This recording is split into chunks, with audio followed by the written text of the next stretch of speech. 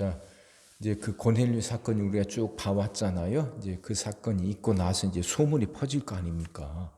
베드로가 이방인에게도 세례를 줬다. 이게 이제 그 예루살렘에 있는 총회에도 그 본부에도 이제 소식이 들렸고 이제 베드로가 예루살렘에 올라갔습니다. 그러니까 이제 총회에서 부를 거 아니에요. 이게 어떻게 된 일이냐 이야기를 해라. 근데 거기에 할례자들이 있었다 그럽니다. 2절 보세요. 베드로가 예루살렘에 올라갔을 때에 할례자들이 비난하여 이르되 이런단 말이죠. 여기서 말하는 그 할례자들 이들은 누구냐면 유대인인데 이방인들도 하나님 믿을 수 있다. 그래서 하나님 믿고 구원받을 수 있다. 근데 단 조건이 있다. 이방인들이 하나님을 믿고 구원을 받으려면 이 유대인처럼 돼야 된다. 그래서 유대인들처럼 할례를 받아야 되고 유대인들처럼 율법을 지켜야 된다. 그걸 강조하는 사람들, 그걸 주장하는 사람들이 할례자들이에요. 그러니까 이들은 지금은 말하면 보수 강경파들이죠. 보수 강경파. 이방인들은 그러면 유대인이 되라. 그러면 은혜 받고 그러면 구원받을 수 있는 거다. 이 말하는 거죠. 그러니까 할례 받지 않은 이방인들에겐 세례를 베풀 수 없다는 거죠. 베드로가 잘못했다는 겁니다. 자, 그래갖고 베드로를 불러다가 지금 이제 이게 비난을 하는 거죠. 자, 근데 왜 이런 생각을 갖고 있는 사람들이 나오는가? 이유가 있습니다. 이스라엘 역사를 쭉 보면 이스라엘이 이제 포로 생활을 마치고 예루살렘에 돌아와서 사는데 BC 165년에서 163년 사이에 그 셀루커스 왕조에 그 안티오쿠스 에피파네스 4세라는 왕이 있어요. 그러니까 이스라엘은 여전히 주변 강대국들에게 그렇게 괴롭힘 당해요. 힘이 없으니까. 근데 안티오쿠스 에피파네스 4세라는 왕이 있는데 이 왕은 그 이스라엘에서 그 기독교 이게 하나님 믿는 종교 이걸 없애버리고 그 헬라 문명을 심으려고 해요. 이게 광분한 사람이에요. 그래서 그 성전에도 성전 바닥에 돼지 피가 막 흐르게 하고 그래서 성전에 들어갈 때도 돼지 머리를 갖다 놓고 거기에 절하게 만들고 할례도 못하게 하고 할례를 행하면 그 집안을 다 막 멸살시키고 이런 사람이에요. 이방인이죠. 이방 왕이 시리아 왕인데. 그러니까 그때 이제 그 마카베 혁명이 일어났고 그들을 쫓아냅니다. 그렇게 해서 겨우 이제 나라가 세워져요. 그게 이제 하스몬 왕조 그러거든요.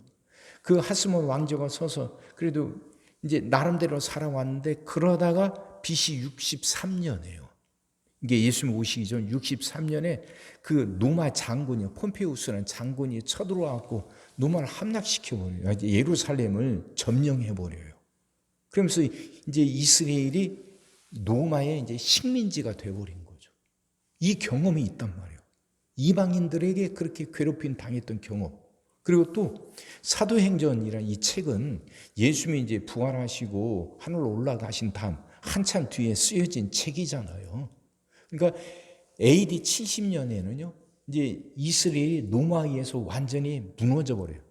예루살렘이 함락이 되고 예루살렘 성전이 무너져 버리죠. 그리고 통곡의 벽 그거 하나만 남아 있어요. 이게 전부 다 이방인들에 의해서 그렇게 된 거란 말이에요. 그러니까 이스라엘 사람들은 이방인에 대한 반감이 있어요. 반감. 이 역사적인 사건들을 겪다 보니까. 그러니까 이런 상황 속에서 우리 이스라엘이 살아남으려면 하나님 말씀을 지켜야 된다. 이게 우리 정체성이고 이걸 지켜야만 우리가 살아남을 수 있다는 생각들. 이 생각들이 이스라엘 안에 팽배했단 말이에요. 그러니까 하나님의 백성으로서의 정체성을 지키려면 하나님이 그 이스라엘 백성들 유대인들에게 명령한 거 있잖아요. 할례 행하는 거, 율법 지키는 거, 음식 먹고 이런 거 이것들을 철저하게 지켜야 된다는 거예요. 이 생각들이 사람들 머릿속에 꽉 쪄들어 있었던 거죠. 그러니까 지금 베드로가 고넬료에게 세례를 베풀었다. 이 사건이 이해가 안 되는 거예요. 그러니까 그 역사적인 맥락, 정치적이고 사회적인 맥락을 봐야 성경이 더 잘 이해가 되고 잘 이해가 돼야 은혜를 받는 거죠.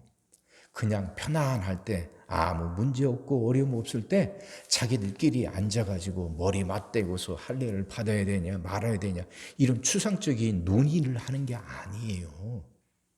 그런 추상적인 논의가 아니라 역사에 상처들이 있단 말이에요.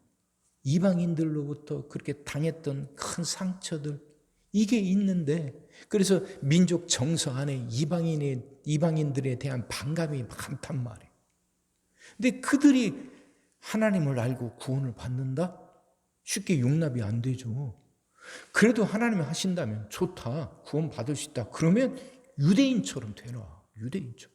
너희들도 할례를 받고 들어와라. 그리고 이 율법들을 지켜라. 그럼 너희들도 구원 받을 것이다. 이렇게 강조하는 거죠. 이렇게 주장하는 거예요. 이해가 되잖아요.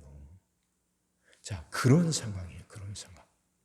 한두 사람이 아니라 이스라엘 대부분이 이런 생각들을 갖고 있는 때 베드로는 이방인, 그것도 로마 군인에게 세례를 베풀었단 말이에요. 자, 베드로는 나름대로 보고 들은 것이 있잖아요. 환상을 봤어요. 그 보자기에 하여튼 그릇 안에 섞여 있는 먹지 못할 짐승들도 있는데 그걸 먹으라고. 먹을 수 없습니다 했더니 음성이 또 들렸죠. 내가 깨끗하게 한 것은 왜 네가 속되다가 하느냐. 하나님 음성이 들렸고 또 고넬료도 하나님 음성을 듣고 자기를 불렀다는 거예요. 가서 복음을 전했더니 그들도 구원을 받아요. 성령을 받아요. 그러면 이게 하나님이 하시는 일이라는 거예요. 분명히 보고 깨달은 거죠. 그러니 그 하나님의 뜻을 따를 수밖에. 그 뜻을 따르는데 아직 이해하지 못하는 사람들이 핍박도 하고 비난도 하지만 자기가 분명히 보고 듣고 깨달은 게 있는데 그럼 그걸 따르는 거죠. 이게 신앙이에요. 이게 신앙. 그러니까 사람들은 아무 생각도 아무 신념도 없이 살아가는 게 아니에요. 우린 세상 속에서 살아요. 세상 속에서. 그러니까 세상 문화의 영향을 받고 산단 말이에요. 그럼 그 문화가 갖고 있는 신념이란 것들, 정설한 것들이 있잖아요. 우리도 그걸 가져요. 우리도 그 영향을 받는단 말이에요. 근데 그것들이 하나님 말씀과 어긋날 때 있단 말이에요. 그럼 그때 무엇을 따를 거냐는 거예요. 그래서 신앙은 결단이고 모험이에요. 결단이고 모험이에요. 세상 모든 사람들이 이쪽으로 가야 된다고 해도 하나님 말씀이 오른쪽으로 간다면 오른쪽으로 가는 거예요. 사람들한테 비난을 당해도 저거 매국노고 저거 이상하다고 손가락질을 받아도 자기가 듣고 깨달은 말씀, 그게 하나님 말씀이라 분명한 확신, 그리고 말씀에 드러난 증거가 있다면 그 하나님의 길을 따라가는 거죠.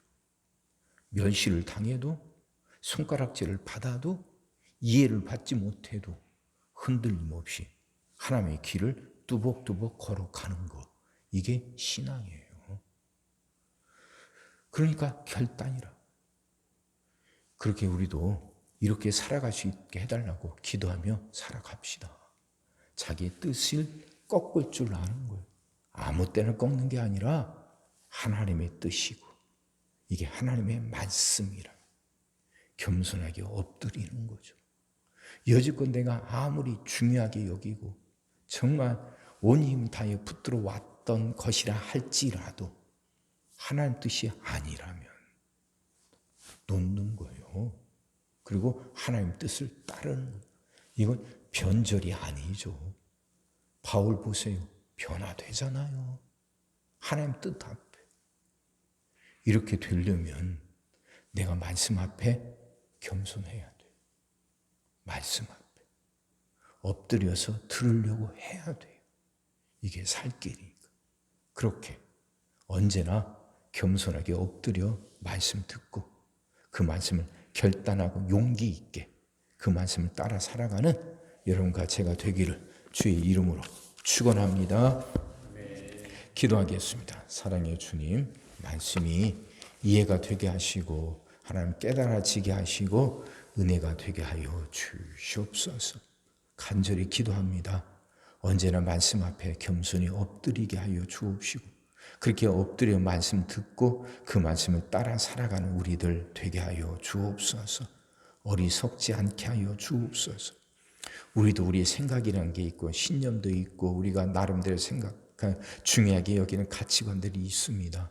하지만 그것들이 말씀과 부딪힐 때 겸손하게 말씀을 따라 살아갈 수 있는 우리들 되게 하여 주옵소서.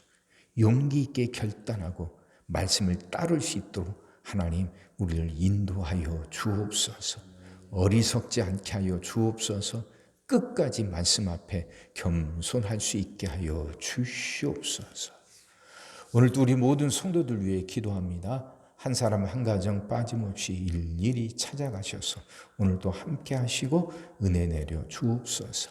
가정들이 다 평안하게 하시고 식구들이 다 건강하게 하시며 생업이 다 형통하게 하시고 문제들이 다 해결받게 하여 주옵소서.